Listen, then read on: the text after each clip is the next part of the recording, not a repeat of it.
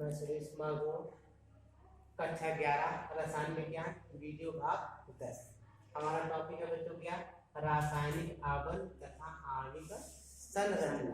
ठीक है बच्चों, इसमें आपको ये सीखना है कि इलेक्ट्रॉनों का आदान और प्रदान, मतलब कितने इलेक्ट्रॉन लेते हैं, कितने इलेक्ट्रॉन देते हैं। आइए आपको सबसे सरल शब्द में एक लाइन में बताने का प्रयास करते हैं। ये क्या लिखा है बच्चों? सिंगल बॉन्ड है।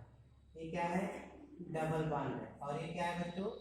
ट्रिपल बॉन्ड है। और एक होता है उप सहसंयोजक बॉन्ड। इसको क्या बोलते हैं? संयोजक बॉन्ड। इसका मतलब क्या समझे बच्चों? एक इलेक्ट्रॉन लेना और एक इलेक्ट्रॉन देना। इसका मतलब क्या समझे?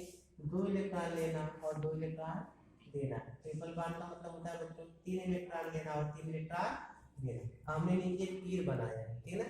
तीर का मतलब क्या समझे बच्चों? जिधर तीर का नोका होता है ना, इसका मतलब है कि ये वाला अपना दो इलेक्ट्रॉन किसको दे रहा है? बी को दे रहा है।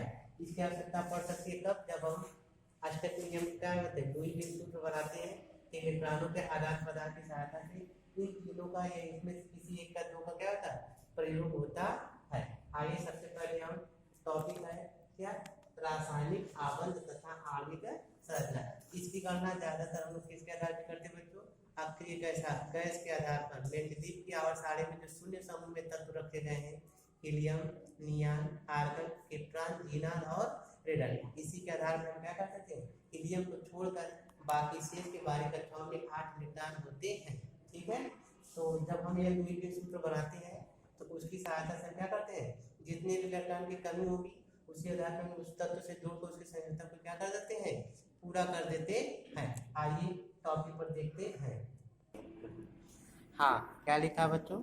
संयोजकता की आधुनिक संकल्पना, मॉडर्न कॉन्सेप्ट ऑफ वैलेंसी। इसकी परिभाषा है बच्चों, तत्वों की रासायनिक प्रकृति एवं संयोजकता उनके इलेक्ट्रॉनिक विन्यासों पर निर्भर करती है। तत्वों के वाय कोश की संयोजकता कोश और वाय कोश के इलेक्ट्रॉनों की संयोजकता इलेक्ट्रॉन कहते हैं। क्योंकि रासायनिक बंध बनाने में सामान्यतः वाय कोश के इलेक्ट्रॉन भाग लेते हैं। वाय कोश मतलब जो बाहरी कक्षा में इलेक्ट्रॉन आते हैं। अक्रिय गैस के तत्वों के आधार पर अभी हमने आपको बताया, जैसे यहाँ पे लिखा क्या? हीलियम, नियान, आर्गन, कीटॉन, जीनान और रेडान। इसका परमाणु क्रमांक 2, 10, 18, 36 है। इसे हमने आपको याद करने का एक ट्रिक बताया था। देखिए इसको छोड़कर, यानी किसको? हीलियम को छोड़ने के बाद शेष के बाहरी कक्षाओं में देखिए P6 P6 P6 लिखा है ना, यह बाहरी कक्षाओं के इलेक्ट्रॉनों को दर्शा रहा है। जो पावर के रूप में लिखा गया है वही क्या है? इलेक्ट्रॉन होते हैं। आइए अगले टॉपिक सुनिए। हीलियम को छोड़ने के बाद सभी के बाहरी कक्षाओं में कितने इलेक्ट्रॉन होने चाहिए बच्चों? 8 इलेक्ट्रॉन होने चाहिए। अब लिखा है संयोजकता का इलेक्ट्रॉनिक सिद्धांत, इलेक्ट्रॉनिक कॉन्सेप्ट ऑफ वैलेंसी। तो जो हम लोग लुईस विन सूत्र सीख रहे हैं उसकी खोज सबसे पहले किस वैज्ञानिक ने किया था? सन 1916 में कासल ने अकार्बनिक यौगिकों से और लुई ने कार्बनिक यौगिकों में रासायनिक बंधों की प्रकृति की व्याख्या करने के लिए संयोजकता का एक सिद्धांत प्रस्तुत किया जो तत्वों के इलेक्ट्रॉनिक विन्यास पर आधारित है। इस सिद्धांत को संयोजकता का इलेक्ट्रॉनिक सिद्धांत या अष्टक नियम कहते हैं। तो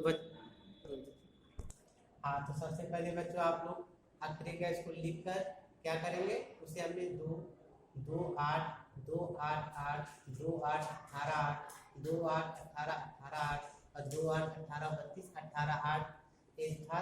जब हीलियम को छोड़ेंगे तो शेष के बाहरी कक्षा में कितने इलेक्ट्रॉन दिखाई देगा? 8। हमने आपको पिछले वीडियो इसको बताया है। आप सभी लोग इसको देख लीजिएगा और अधिक से अधिक वीडियो को देखिएगा, लाइक कीजिएगा, कमेंट और सब्सक्राइब, साथ में बेल आइकन को दबाना ना भूलिएगा। धन्यवाद।